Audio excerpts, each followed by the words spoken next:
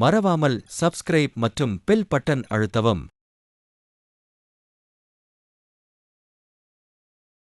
Station platform. அன்புள்ள ஒரு அப்பா தன் ஒரே மகனை கட்டிப்பிடித்து நடந்து செல்கிறார். அவர் ரயில் பாலத்தை திறந்து அதை மூடும் அதிகாரி. ரயில் வண்டியிலுள்ள பல மக்களை அந்த மகன் பார்க்கிறான்.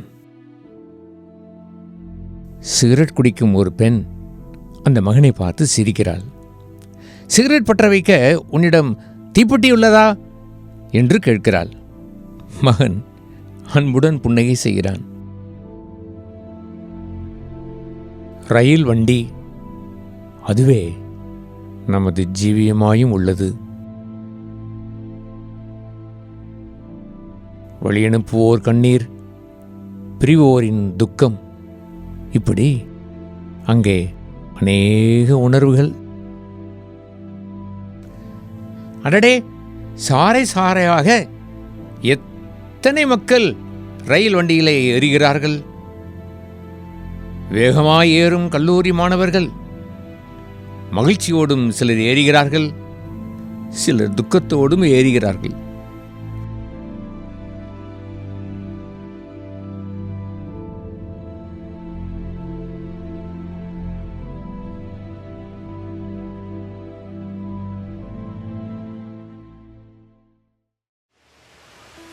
பல்வேறு சோகங்களோடு பல மக்களை ஏந்திக் கொண்டு அந்த ரயில் வண்டி புறப்பட்டது. அது புறப்பட்டது.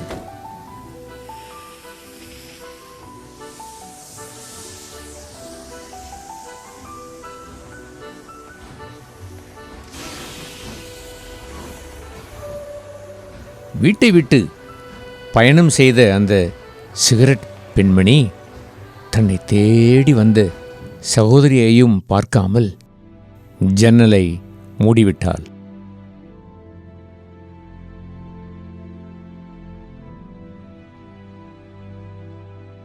அன்பு தந்தையும் மகனும் வீட்டில் எப்போதுமே ஆர்வமுடன் பேசிக்கொள்வார்கள். பள்ளிக்கூடம் முடிந்ததும் அவனுடைய அன்புள்ள அப்பா மகனை தேடி அவனுடைய வகுப்பறைக்கே வந்துவிடுவார்.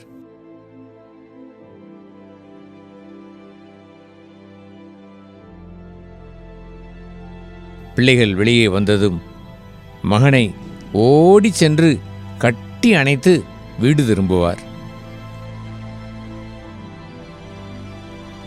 மகனே, நீ என்னோடு வேலைக்கு வருகிறாயா சொல்லி சிரிப்பார் அப்பா. வீட்டிற்கு வந்த அப்பாவோடு நண்பனைப் போல் சிரித்து சிரித்து மகிழ்ந்திருப்பான் மகன். இது என்ன? இரண்டாவது மாடியிலிருந்து சத்தமிடும் அந்த பெண்மணி. தரையிலோ குளிக்கிற உடையிலே நின்று கொண்டு எட்டி பார்க்கும் அவருடைய கணவர். இதை கவனித்த மகனோ ஏதோ சிந்தித்து, இவர்களுக்குள் என்ன பிரச்சனையோ? இரண்டாவது மாடி அந்த அம்மாவின் துயரம், கீழே இருக்கும் இந்த ஐயாவினுடைய ஆத்திரம், ஏன் இப்படி என சிந்தித்தான். அப்பாவோ அவன் கையை பிடித்து, வா மகனே, நேரமாகிவிட்டது என வேகமாய் அழைத்து சென்றார். திரும்பி திரும்பி பார்த்த மகன், இவரின் துயரத்தை என்னால் போக்க முடியுமா என்று எண்ணிக்கொண்டிருந்த நேரத்தில், என் அப்பாவோ மிகவும் அன்பானவர். வீடு திரும்புவதற்கு மெட்ரோ ட்ரெயில் ஏறின போது ஒரு கணவன் மனைவியை உற்று பார்த்தான் மகன்.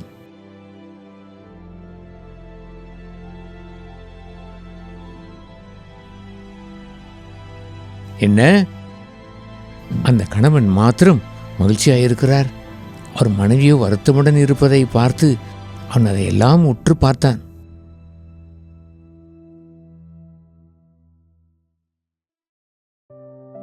அப்பாவோடு வீடு வந்தவுடன் மிகுந்த மகிழ்ச்சியாய் இருந்தான். அன்று அப்பாவுடன் அவன் காட்டு வழி சென்றபோது, அப்பா, நான் பெரியவனாகும்போது என்ன செய்வேன், எப்படி வேலை செய்வேன்? அப்பாவோ, மகனே, நீ சிறந்தவனாய் மாறுவாய், இந்த உலகை மாற்றுவாய், நீ நீ நிச்சயமாய் அதிசயம் கொண்டவனாய் இருப்பாய் என்று கூறினார். மகனே, நான் எப்படியாவது இந்த மக்களுக்காக பெரிய காரியம் செய்ய வேண்டும். நான் செய்யும் உதவி அவர்கள் ஜீவியத்தில் மகிழ்ச்சி ஏற்படுத்த வேண்டும். இவ்வாறு கூறி நடந்து சென்ற பின் அதோ ரயில் வந்துவிட்டது. அனைவருக்குமே வாழ்க்கை ஒரு ரயில் வண்டி பயணம் போலவே. அந்த ரயில் வண்டி ஓரத்தில் நின்று பார்த்தால் அப்பா வேலை செய்யும் இடத்தை பார்க்கலாம். அங்கே தோன்றும் பாலத்தை கண்டீர்களா? பாலத்திற்கு கீழ் கடலில் செல்லும் படகுகள் ஏராளம். ஆனால் ரயில் வண்டியில் பயணம் செய்பவர்கள் அனைவருமே பல்வேறு உலக மக்கள்.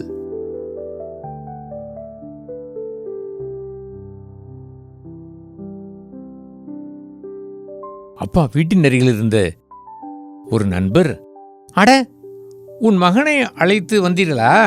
வாழ்த்துக்கள் வாழ்த்துக்கள் என சிரித்து சிரித்து கூறினார். அந்த மகனோ அப்பா செய்திடும் வேலையில் பிரியப்பட்டான். அப்பாவுக்கு மீன் பிடிப்பது இஷ்டம். அதுவே எனக்கும் இஷ்டமாய் போய்விட்டது. மகனே, நீ மீன் பிடித்து கொண்டே ஜன்னல் வழியாய் என்னை பார்.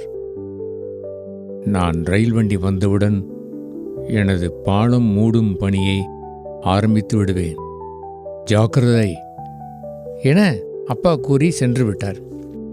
அங்கே துறைமுகத்தில் ஒரு கப்பல் வந்துவிட்டது.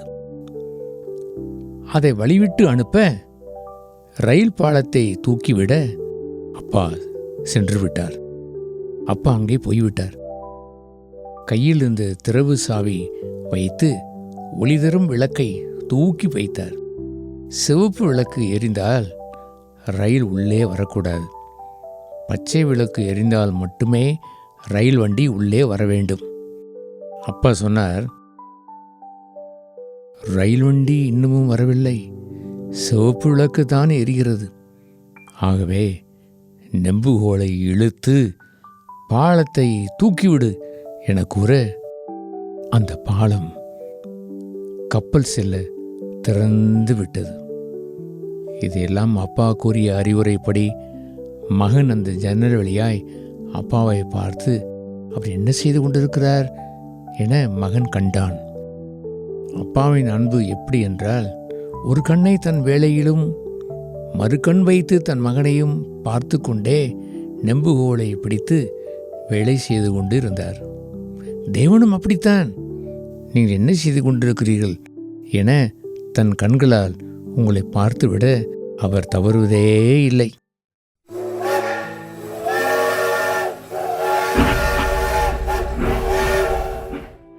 இங்குதான் ஒரு சோகம் ஒன்று நடந்தது. ஒளிப்பெட்டியில் சிவப்பு விளக்கு தான் எரிந்து கொண்டிருந்தது. ஆனால் ரயில் வண்டியோ இன்று சீக்கிரமாய் வந்துவிட்டது. ரயில் வண்டி முந்திவிட்டதே. மகன் பார்த்து விட்டான். பதறிப்போய், அப்பா அப்பா அப்பா அப்பா அப்பா அப்பா ரயில் வண்டி வந்து விட்டது அப்பா அப்பா அப்பா என்று கதறி கதறி ஓடினான். அப்பாவிற்கு அவன் குரல் கேட்கவில்லை. கதவை திறந்து மகன் வேகமாய் வெளியே ஓடினான். அன்றொரு நாள் அப்பா இந்த சிவப்பு பட்டனை இழுத்தால் பாலம் மூடிவிடும் என சொல்லியிருந்தார். ஆதலால் அந்த சிவப்பு பட்டன் அறைக்கு மகன் வேகமாய் ஓடினான். ரயில் வண்டியில் ஏராளமான மக்கள் இருக்கிறார்களே, அவர்களை பாதுகாக்க வேண்டுமே. ஐயோ, ரயில் வண்டியில் கெட்டவர்களும் சிரித்து விளையாடுகிறவர்களும் இருக்கிறார்களே, அவர்கள் யாராயிருந்தால் என்ன, அத்தனை பேரையும் காக்க வேண்டுமே. அவர்களுக்கு பாலம் மூடாது இருக்கும் அபயம் தெரியாதே. அப்பா அப்பா என கதறி அந்த சிவப்பு பாலம் மூடும் பட்டனை அழுத்துவதற்கு வேக வேகமாய் ஓடினான். இங்கே அப்பாவோ ரயில் வண்டி வருவதை பார்த்து விட்டார். மகனை ஜன்னவழியாய் பார்த்தார். மகனை காணோம், என்ன செய்வேன் ஏது செய்வேன் என அப்பா கலங்கினார். மகன் ஓடிய வேகத்தில் அந்த சிகப்பு பட்டன் குழியிலே உள்ளே விழுந்து விட்டான். இந்த இக்கட்டு நிலை அப்பாவுக்கும் தெரிந்துவிட்டது. இனி பாலத்தின் சக்கரம் சுற்றினால் மகன் சாவான், அதில் நசுங்கி சாவான். ஆனால் பிரயாணர் மக்கள் காக்கப்படுவார்கள். மகனை காப்பாற்ற ஓடினால் ரயில் பாலம் திறந்திருக்கிறபடியால் ரயில் கடலிலே விழுந்து அத்தனை பேரும் அழிந்து போவார்கள்.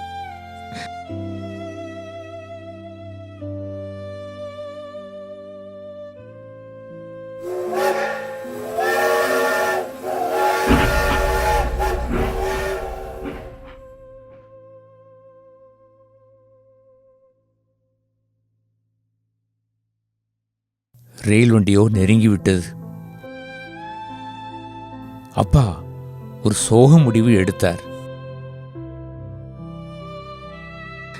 தேவனோ நம்மை நேசிப்பதை தெரிந்து கொண்டு தன் சொந்த மகனை தியாகமாய் தந்து பாலத்தின் சக்கரத்தை சுற்றிவிட மகன் நசுங்கி இறந்து போய் ரயில் பத்திரமாய் அக்கறை சென்று மக்கள் காக்கப்பட்டனர்.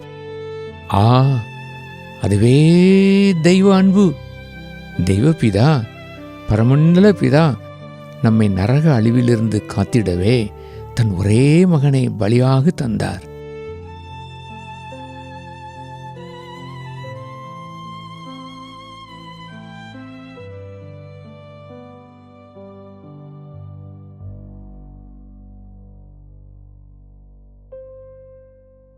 அப்பாவின் தியாக அன்பு இன்றும் உங்கள் யாவரையும் ரட்சித்திட அவரண்டை நீங்கள் யாவரும் நம்பி வாருங்கள்.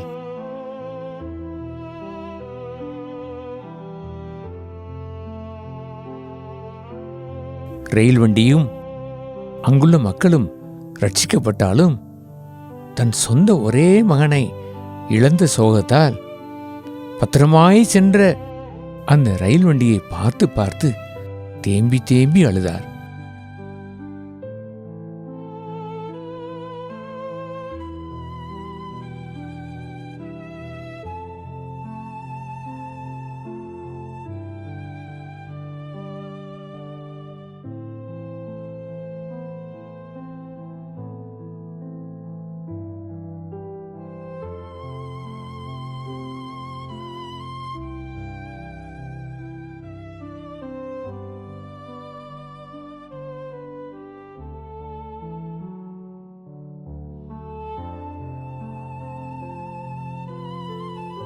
மகனை பலி கொடுத்து விட்டு அவன் அப்பா அழுது நின்ற சோகம் கஞ்சா குடித்திட இருந்த அந்த பெண்மணியின் இருதயத்திலே ஏதோ ஒன்று செய்து தொட்டுவிட்டது.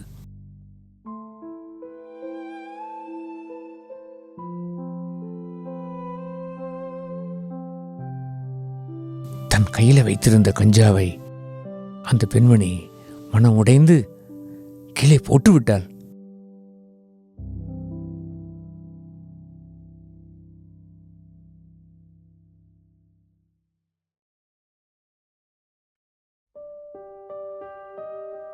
அந்த ரயிலின் டிடிஆர் தொடங்கி காடு வரை என்ன நடந்தது என்றே தெரியாமல் அனைவரும் ரயிலில் நிம்மதியாய் பயணம் செய்தார்கள்.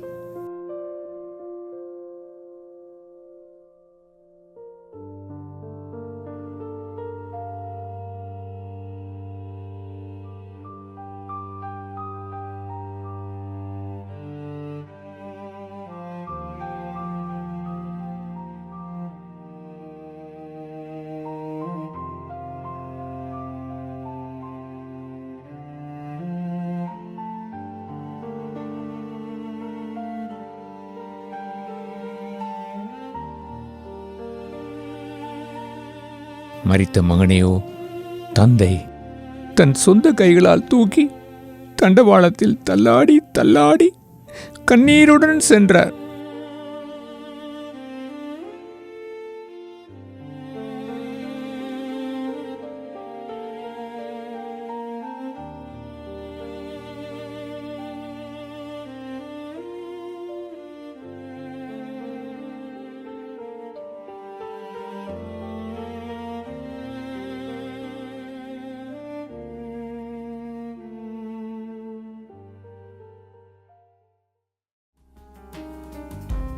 ரயில் வண்டி ஸ்டேஷன் வந்தடைந்தது. பயணம் செய்தவர்கள் எல்லாம் அவர் நினைவு கூர்ந்து, அந்த அப்பா நினைவு கூர்ந்து ரயில் பெட்டியை தொட்டு தொட்டு நடந்தார் அப்பா.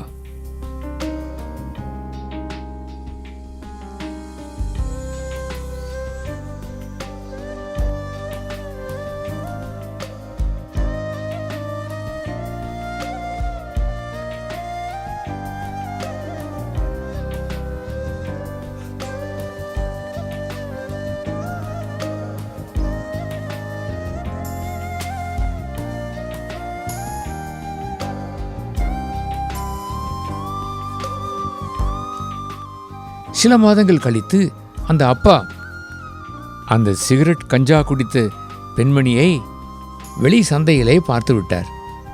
அவளோ ஒழுக்கமாய் உடை உடுத்தி கையிலே ஒரு பிள்ளையுடன் மகிழ்ச்சியுடன் சென்றதை பார்த்து அப்பா பெருமூச்சு விட்டார். என் மகனை நான் தியாகமாய் இழந்தது நல்லதுதான். இந்த பாவியாகிய மகள் மனமாறி தெய்வத்தின் பிள்ளையாய் மாறிவிட்டாளே, இவள் தெய்வத்தின் பிள்ளையாய் மாறிவிட்டாளே என மீண்டுமாய் நிம்மதி பெருமூச்சு விட்டார். அல்லேலூயா, தேவனுக்கே ஸ்தோத்திரம், நன்றி.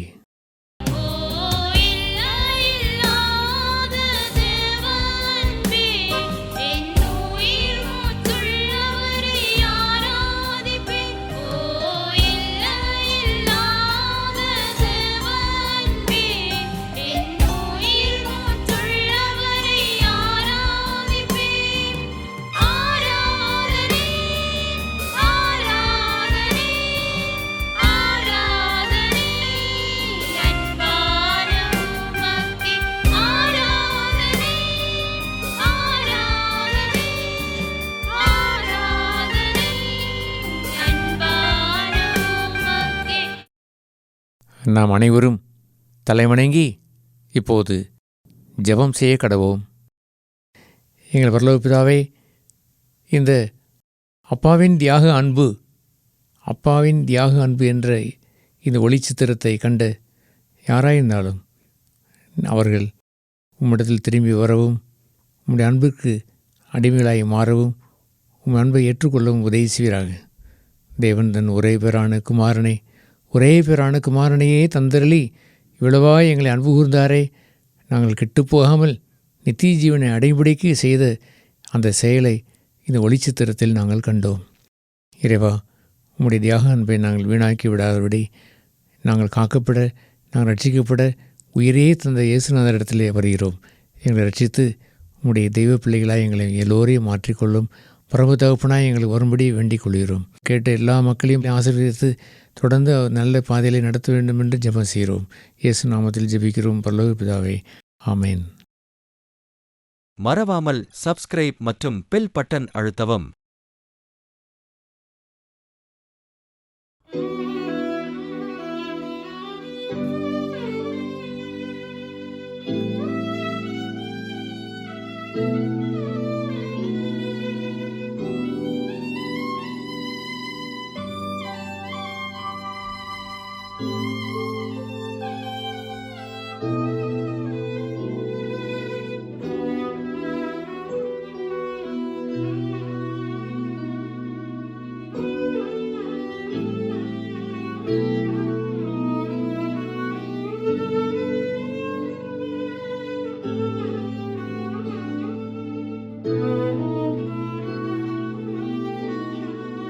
thank you